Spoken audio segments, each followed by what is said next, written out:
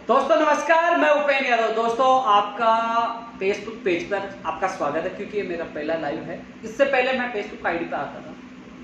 कुछ लोगों की शिकायत थी कि हम लोग जुड़ नहीं पा रहे, तो आज से हमने स्टार्ट किया कि हमारी जो भी पोस्ट होगी और जो भी लाइव प्रोग्राम होगा, जो आप लोगों को हर अपडेट अवगत करवाएंगे उन बेरोजगारों को जो घर बैठे इंतजार करते हैं कि हमारी भर्तियों को क्या हो रहा है। दोस्तों लाइव में मैं करूँगा, चाहे जो प्रमोट किया उनको लेकर, लंबित भर्तियों को लेकर, कल सीएम सचिव साहब से मेरी वार्ता होगी सीएमओ में, उसको लेकर, फर्स्ट ग्रेड परिणाम, आरएस परिणाम, तमाम विषयों को लेकर मैं चर्चा करूंगा। दोस्तों प्रमोट वाला आपने देखा होगा कि जो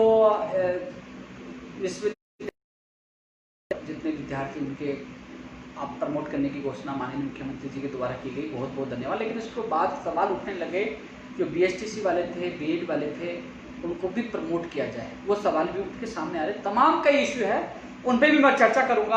आज इस परिचालक भर्ती 2011 के अभ्यर्थी भी लगातार कॉल और मैसेज करते हैं, और सबसे ज़्यादा वो बहन है एनएमओ जीएनएम की जो है 2013 पंचायत राज एलडीसी भर्ती 2013 और 587 लेवल पर हल होने। सभी मुद्दों को लेकर मैं चर्चा करूंगा। कई ऐसी भर्तियां हैं जिनकी अपडेट जो करंट होगी कि अब क्या होने वाला। लाइव आने के उद्देश्य आता रहता हूं कि लोगों को शौक भी हो गया। मैं इंतजार कर कब आएगा, हो रहा है और क्या होने वाला है। नीट 2020 की विज्ञप्ति कब आएगी, क्या पैटर्न होगा, चर्चा। दोस्तों हर व्यक्ति की कॉल का जवाब नहीं दे पाता, मैसेज का जवाब नहीं दे पाता। व्हाट्सएप पे तो इतने मैसेज आते हैं कि मैं मैसेज का जवाब ही नहीं दे पाता, इतने सवाल वो पूछते हैं। इसलिए मैं लाइव में आकर हर बात का जवाब दे दूंगा। हालांकि ट्विटर के माध्यम से मैं ट्वीट करता रहता हूं संबंधित भर्तियों को लेकर। कई लोग जुड़ चुके हैं, जो नहीं जुड़े Upendra Yadav official Twitter account पे जुड़े, क्योंकि मैं वहीं सबसे पहले अपडेट देता हूं। अब पेज के माध्यम से आप लोगों को अपडेट दूंगा। स्टेनोग्राफर भर्ती, तमाम भर्तियों को लेकर मैं चर्चा करूंगा, क्योंकि काफी लोग देखते हैं कि उन जैसे मैंने लाइव स्टार्ट किया तो मैंने कुछ भर्तियों का नाम लिया, कुछ का नहीं लिया, कुछ का अब धीरे धीरे लूंगा। तो कई लोग सोचते हैं कि हमारे भर्ती के बारे में वो चर्चा भी नहीं कर रहे। मैं चर्चा करूंगा हर पहलू को लेकर, हर भर्ती को लेकर। कल सीएम सचिव साहब से जो हमारी वार्ता होगी उसको लेकर, माननीय मुख्यमंत्री जी से कब मीटिंग होगी उसको लेकर भी, और कई और इश्यू हैं उनको लेकर मैं चर्चा करूंगा। सबसे पहले कई लोगों के मेरे पास कमेंट आ रहे थे कि फर्स्ट ग्रेड का परिणाम आना कैसे बंद हो गया।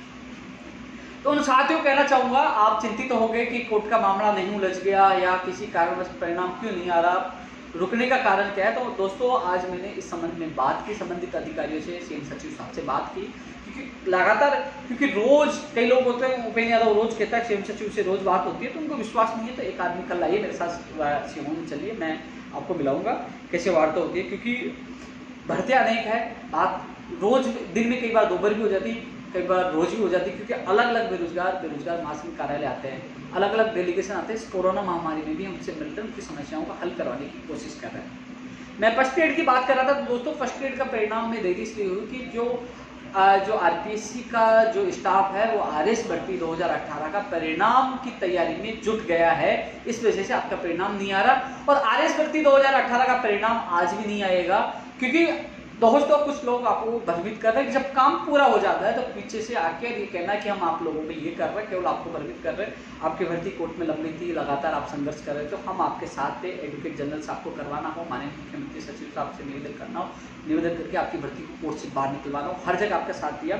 अभी मैं कोई मुझे बता रहा था कि कल के मुख्यमंत्री जी से को लोग प्रमोट वाला जो किया है कॉलेज के विद्यार्थियों को, तो उनके लिए धन्यवाद के लिए काफ़ी भीड़ गई थी। भीड़ में कुछ लोग पीछे खड़े हुए थे, उस फोटो को डालकर कह रहे थे कि हमने आरएस के लिए किया, हमने उसके लिए किया, जबकि उनके साथी जो और भी थे, मेरे साथी हैं, उनसे मेरी बात हुई, केवल हम धन्यवाद देख के आए, इसके अलावा कोई चर्चा नहीं। सीएम साहब ने अतिरिक्त समय नहीं दिया, धन्यवाद की थ्रू सबके सामने किया।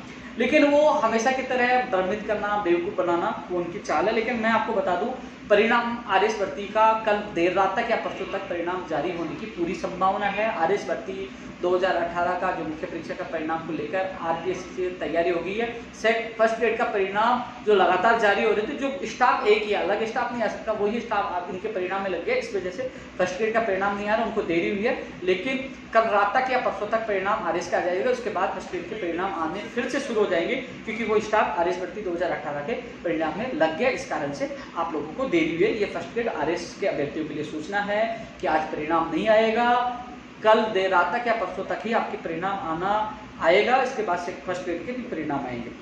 अब मैं बात कर रहा हूँ रीट शिक्षक भर्ती 2018 के एक और सूची के मामले को लेकर। 8 तारीख को सुनवाई है, लेकिन 8 तारीख को सुनवाई में मेरे हिसाब से फैसला नहीं आएगा, क्योंकि जो केस लगे हैं उनमें पहले इतनी सुनवाई नहीं हो पाई। जो कुलदीप वाला केस लगा है उसमें फाइनल फैसला आना है, उसकी लगभग सुनवाई पूरी हो चुकी है और वो 9 तारीख को केस लगा। 9 तारीख को और भी केस लगे हैं रीट शिक्षक भर्ती 2018 लेवल 2 के। तो मेरे एडवोकेट साहब से बात हुई है, उन्होंने कहा कि हम 100% पूरी कोशिश करेंगे 9 तारीख को आपको राहत मिले। तो दोस्तों 9 तारीख को रीट शिक्षक भर्ती 2018 लेवल 2 के अभ्यर्थी को राहत मिल सकती है। एडवोकेट से संबंधित मेरी बात हो गई है, पूरी मेरी नजर है। आपने ऑडियो या वीडियो नहीं डालती, ये ना सोचे मैं भूल गया, नहीं बुलाऊं। एक बार प्रेस लीक कॉपी आ जाए, रणनीति के साथ हम इस मामले को भी हल करवाएंगे। अब इंतजार है 9 जुलाई का। परिचालक भर्ती 2011 के अभ्यर्थियों के लिए भी जल्द ही प्रताप सिंह खाचला जी से मिलेंगे। मैंने कई बार भी आपसे निवेदन किया, वो आके मिले, मैं आपके साथ चलने के लिए तैयार हूँ, आपकी बात मजबूती से रखूंगा। अब बात कर लेता हूँ रीट शिक्षक भर्ती 2020 से पहले कनिष्ठ अनुदेशक की। दोस्तों कनिष्ठ अनुदेशक का परिणाम इसी वीक में कभी भी जारी हो सकता है। पूरी संभावना इसी वीक की है कि बुधवार, गुरुवार, शुक्रवार कभी भी हो जाए। और यदि कोई समस्या नहीं, क्योंकि इसमें थोड़ा सी हालांकि विवादित जो की चीज सामने आ रही है मैं आपको बता नहीं सकता, संभावना पूरी है किसी वीक में होगी। यदि कोई दिक्कत आई तो सोमवार मंगलवार भी हो सकता है, सोमवार मंगलवार भी हो सकता है, मैं दोबारा कह दूं, लेकिन संभावना इसी वीक की है। गुरुवार शुक्रवार की ज्यादा संभावना है कि आपका परिणाम जारी हो सके तो कल जारी हो जाए, आपका परिणाम जारी हो सकता है कनिष्ठ अनुदेशक का इसी वीक में। अब मैं बात कर रहा हूँ स्टेनोग्राफर के, जो अभ्यर्थी लगातार कह रहे हैं कि हमारी आवेदन प्रक्रिया कब से शुरू होगी, तो शायद इसी वीक या अगले वीक आपको केवल मात्र 10 दिन के अंदर, यानी कि इस वीक के जो आज सोमवार है, कल मंगलवार है, गुरुवार या शुक्रवार को आपके आदेश हो सकते हैं, नहीं अगले वीक में आपके आदेश हो सकते हैं। यानी कि कुल मिलाकर इस वीक या अगले वीक तक आपके जो आवेदन प्रक्रिया जो जुलाई में होंगे उसके आदेश जारी हो जाएंगे स्टेनोग्राफर के अभ्यर्थियों के लिए, सूचना है। अब है जो रीट 2020, इसकी भी मैं चर्चा कर लूँ। कृषि प्रेक्षक महिला सुपरवाइजर प्रयोगशाला की भी मैं चर्चा करूंगी। उनके अभ्यर्थी चाहे शक्ति मीना हो चाहे जितेंद्र शर्मा, वो लगातार मुझसे मिलते रहते हैं, आज भी मेरे साथ थे। मैं इसमें बिल्कुल, मुझे पता है कि जो 6 तारीख को सुनवाई नहीं हो पाई, 7 को यानी कि कल इसको मेंशन करवाया जाएगा और जल्द से जल्द सुनवाई के लिए लगाया जाएगा और जितना हो सकेगा करेंगे, जिससे आरएस भर्ती 2018 बाहर निकली, आपकी बाहर निकलेगी। इसमें थोड़ा सी मैं चर्चा थोड़ी देर बात करूंगा, लेकिन मैं रीट 2020 को लेकर करूँगा। दोस्तों माननीय शिक्षा मंत्री से मेरी बात हुई तो मैंने आप लोगों को बताया, उसके बाद सिविल सचिव साहब को भी मैंने अवगत करा दिया है।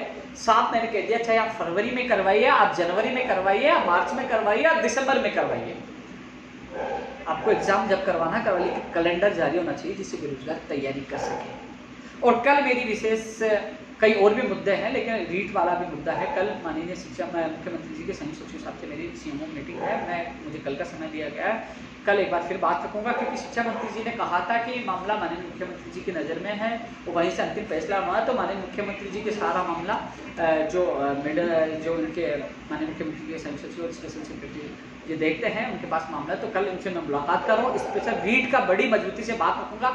कई लोग कहते हैं क्या होगा, उपेंद्र यादव भी चुप हो गया, बोल नहीं रहा। तो दोस्तों आप अपने दिल पर हाथ रखिए, मीडिया, सोशल मीडिया, मंत्री जी और सीएमओ में जाकर आप, मेरे अलावा आपकी कोई आवाज़ नहीं उठा रहा। मैं प्रयास कर सकता हूँ, बेहतरीन प्रयास करो, लेकिन जो बंधन क्या है कि मैं इतनी मुखर आवाज़ों क्यों नहीं बोल पा रहा, तो इसलिए नहीं बोल पा रहा। मैं आपको स्पष्ट बता दूं कि मुझे राहत भी चाहिए और मुझे विज्ञप्ति भी चाहिए। यानी कि जब सरकार से जो उन लोगों को फायदा वो भी आपके साथ ही है कि राजस्थान का सामान्य ज्ञान जुड़े, बाहरी राज्यों का अभ्यर्थियों को कम मौका मिले, कॉमर्स वाले को शामिल किया जाए, वेटेज खत्म हो, जो तमाम विसंगतियां जो आती हैं, एक ही प्रमाण लगे वो वापस नहीं आए। तो दोस्तों इन चीज़ों की समस्याओं को आप लोगों को हल करवाना है। मैंने मजबूती से बात रखी, सरकार ने हमारी मांगे मानी, इसमें रास्ता निकाला है। तो दोस्तों क्या जल्दबाजी में करके वो मांगे विसंगतियां छुड़वा दूं?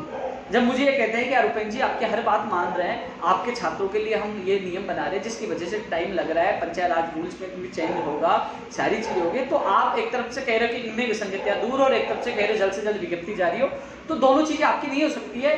तो दोस्तों मुझे आपके हितों के लिए उनकी बात माननी पड़ती है, क्योंकि जब विसंगतियां दूर होगी तो प्रदेश के बेरोजगारों को सबसे ज़्यादा फायदा होगा, वेटेज खत्म होगा, तो फर्जी लोग नहीं आएंगे, जो लगे हैं वो वापस नहीं आएंगे, और जो कॉमर्स वाले उनको फायदा आएगा, सामान्य ज्ञान आएगा। तो आप लोग ही बता सकते हैं जीण माता का मंदिर कहाँ है, आप ही बता सकते हैं, यूपी बिहार वाला नहीं बता सकता कि राजस्थान का सामान्य ज्ञान ज़्यादा आएगा। तो आपके हित में समय लग रहा है, लेकिन इसमें जो टेक्निकल जो प्रॉब्लम थी, जो पंचायत राज रूल्स में बदलाव और संभावना 2 एग्जामों की, मैं लगातार कह रहा हूं 2 एग्जाम हो सकती हैं। अब इसमें माध्यमिक शिक्षा बोर्ड केवल रीट के एग्जाम करवाएगा, माध्यमिक शिक्षा बोर्ड शिक्षा भर्ती नहीं करवाएगा, उन्होंने स्पष्ट मना कर दिया पहले ही। अब है कि दूसरी एग्जाम होगी तो कौन करवाएगा, तो इसमें माध्यमिक शिक्षा अधीनस्थ बोर्ड भी करवा सकता है, बीकानेर निदेशालय की भी बात चल रही है, और भी एजेंसी है, वो तय होना है, संभावना है अधीनस्थ बोर्ड भी करवा दे, क्योंकि इसमें जो पूर्व सैनिक है, दिव्यांग है, उनको छूट का भी मामला है कि उनको भी छूट मिली जाए। इसके अलावा वो भी मामला है कि जो रूल्स में बदलाव होगा, जो रीट के 20% अंक जोड़े जाएंगे, संभावना 20 की है, 30 जोड़े या 20 जोड़े ये भी है, और दूसरे एग्जाम के 80% या 70% जोड़े जाएंगे, संभावना 20% है, 30 भी कर दे, और 80% रीट के जोड़े जाएंगे। 2 एग्जाम की पूरी संभावना है, लेकिन अब ये तय करना है कि कौन सी एजेंसी करवाना है, दूसरी एग्जाम कब होगी, रीट कब होगी। एक चीज और बता दूं आपको, यानी कि कल तक माध्यमिक शिक्षा बोर्ड की रिपोर्ट भी माननीय शिक्षा मंत्री तक पहुंच जाएगी, कल या परसों तक, क्योंकि अभी वो बोर्ड एग्जाम में बिजी थे, उनके रिजल्ट में बिजी थे। अब उन्होंने वो नई डेट बताएंगे कि वो रीट की एग्जाम कब करा सकते हैं, ये माननीय मंत्री जी को बताएंगे। और जो होगी, अब रूल्स में कल माननीय मुख्यमंत्री जी मीटिंग ले रहे हैं, कल सीएम सचिव साहब से मैं खुद मिल रहा हूं।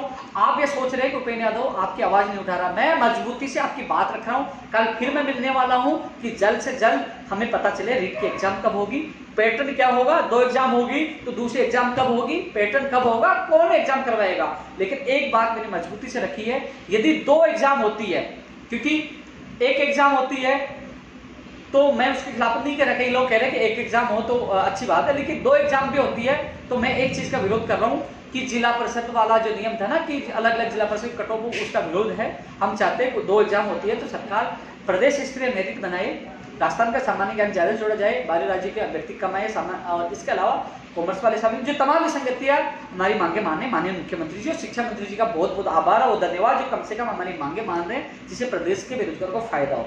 तो स्पष्ट यही है दोस्तों, यानी कि कल तक रिपोर्ट आएगी और उसके बाद नई डेट का जो उनको मंत्री जी को, विभाग को माध्यमिक शिक्षा बोर्ड बताएगा कि हम रीट की एग्जाम किस किस महीने में हम करवाने के लिए सक्षम है, करवा सकते हैं। रीट के एग्जाम माध्यमिक शिक्षा बोर्ड कराएगा, और जो सेकंड एग्जाम अधीनस्थ बोर्ड या अन्य एजेंसी पे चर्चा चल रही है, माननीय मुख्यमंत्री जी को अंतिम मोहर लगनी है माननीय मुख्यमंत्री जी की, और कल भी मीटिंग पंचायत राज विभाग की, लेकिन रूल्स में भी बदलाव होना है। तो दोस्तों इसमें थोड़ा सा समय लग रहा है, लेकिन मेरा मानना यही है कि ये जो भी हो रहा आपके हित में हो रहा है। आप सोचिए, सामान्य ज्ञान जुड़ेगा तो आपको फायदा होगा, कॉमर्स वाले जुड़ेंगे तो आपको फायदा होगा, जो फर्जी डिग्री वाले बाहर होंगे, एक ही प्रमाण पत्र से जो लगे हुए वो वापस नहीं, तो सब जगह आपका फायदा है।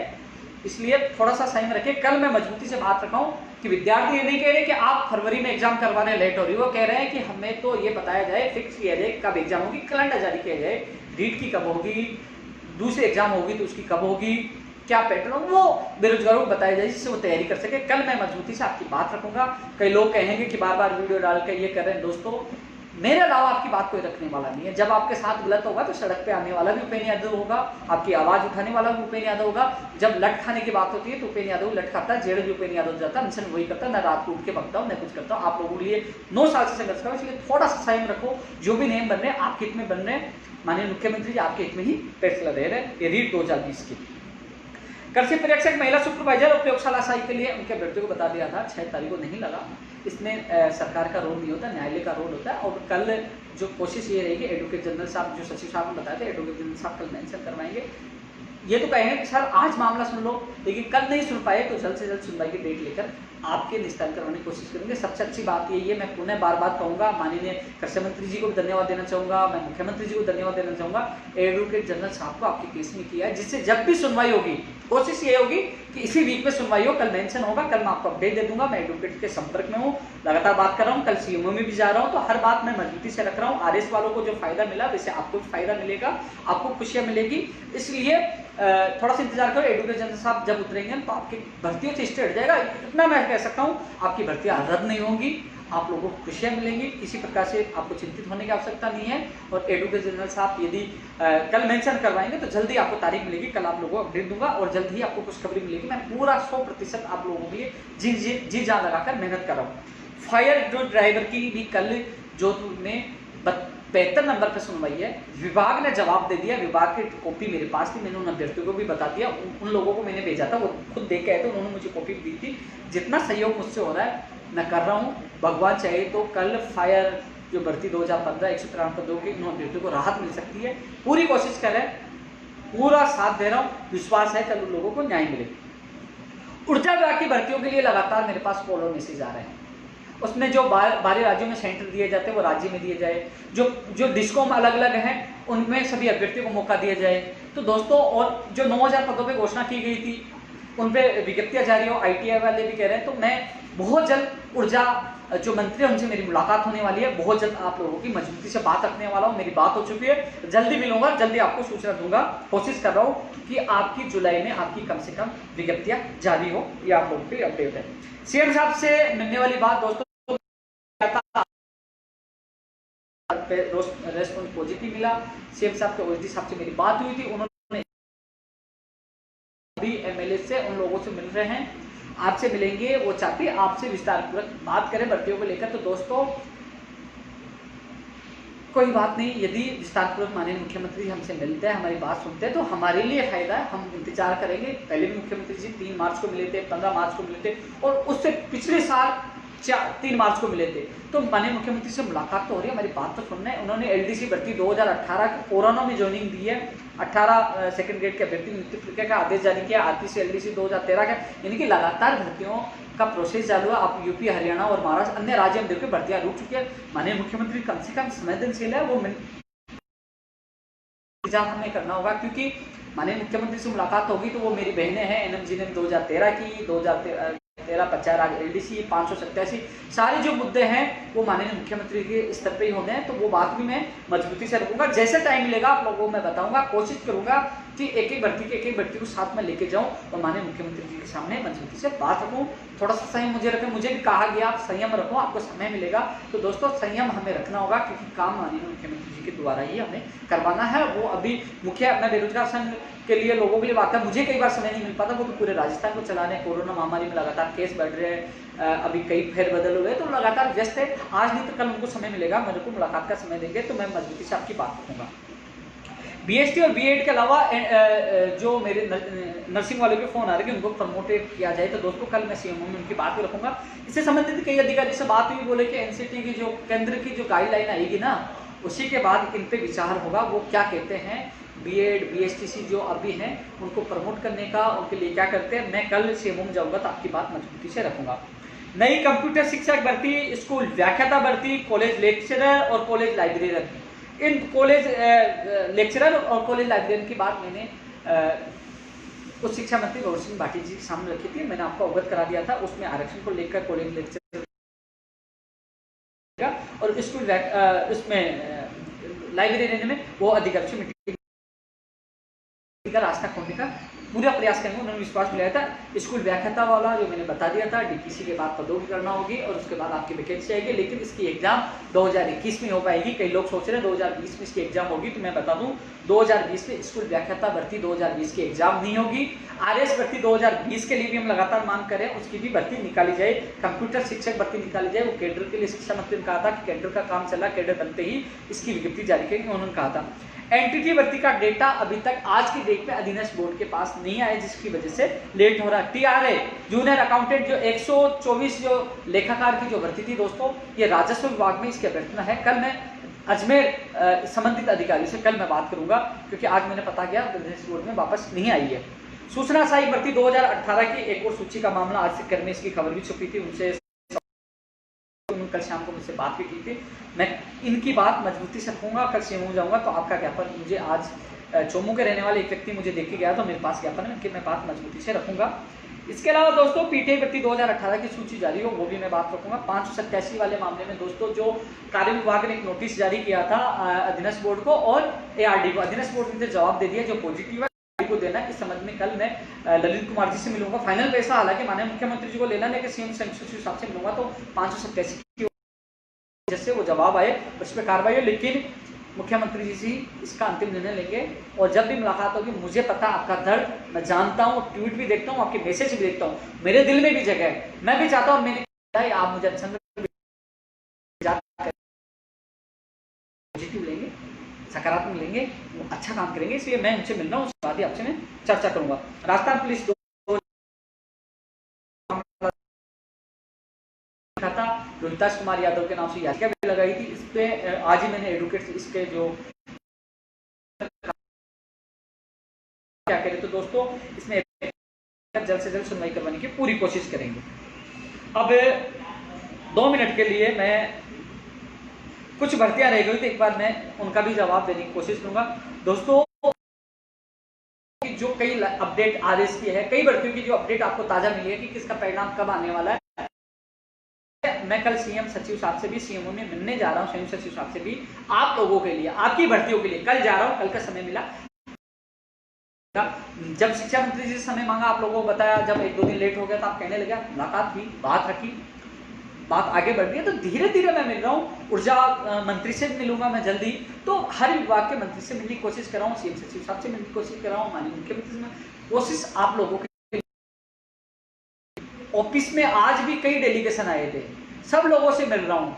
मेरे कई लोग कहते हैं भैया आप कोरोना में क्यों मिल रहे हो, आपके कोरोना हो जाए, लेकिन मैं जब वो फोन करते हैं भैया आपके ऑफिस के बाहर खड़े हो, मैं जाके मिलता हूँ, कोशिश करता हूँ यार।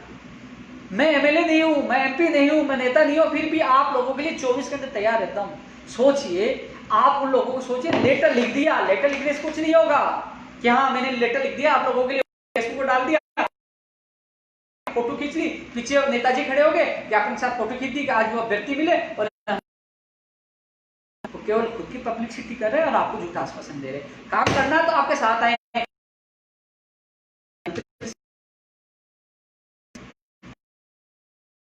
आप सोचिए, एक उपेन्द्र यादव पागल नहीं है जो हर जगह पागलों जैसे घूमता रहता आप लोगों के लिए, आपके भविष्य के लिए। मैं दर्द जानता हूं आप लोगों का, आज से नहीं 9 साल से संघर्ष कर रहा हूं, इसलिए थोड़ा सा मुझे भी दुख होता, लेकिन कई चीजों में संयम रखने में हम सबका ही फायदा है। संयम से कई बार जैसे 12,000 लोग को कोरोना की ज्वाइनिंग मिल रही है, अन्य राज्यों की स्थिति उठा के देखिए, क्योंकि हमने धन्यवाद भी दिया, उनसे मुलाकात किया। माननीय मुख्यमंत्री से मुलाकात होगी तो कई सुखद परिणाम हमारे सामने आएंगे, देखना, मैं विश्वास दिला रहा हूँ, और कई लोगों का अच्छा भी होगा। कई चीजें मैं उनके सामने रखूंगा। अब मैं एक बार किसी भाई का कोई मामला रह गया, क्योंकि कमेंट करेंगे, मैं हर व्यक्ति की बात हो। सबसे ज्यादा मुझे पता है एनएम जीएनएम की बहनों के आएंगे, लेकिन मुझे दर्द पता बहनों, मैं पूरा आपके साथ रहूंगा।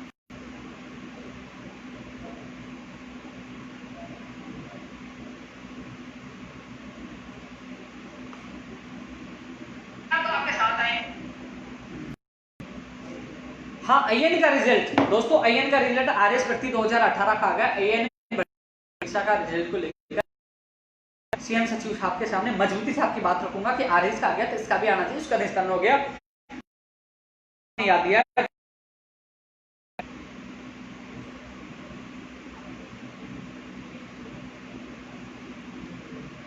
टेक्निकल नहीं भर्ती की वो ऊर्जा विभाग मंत्री से मिलूंगा तो मैं आपकी बात रखूंगा,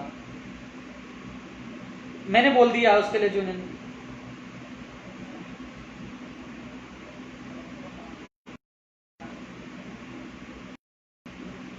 हाँ प्रमोट करूंगा, बीएसटीसी और बीएड वालों को प्रमोट किया जाए, मैं पूरी बात मजबूती से रखूंगा।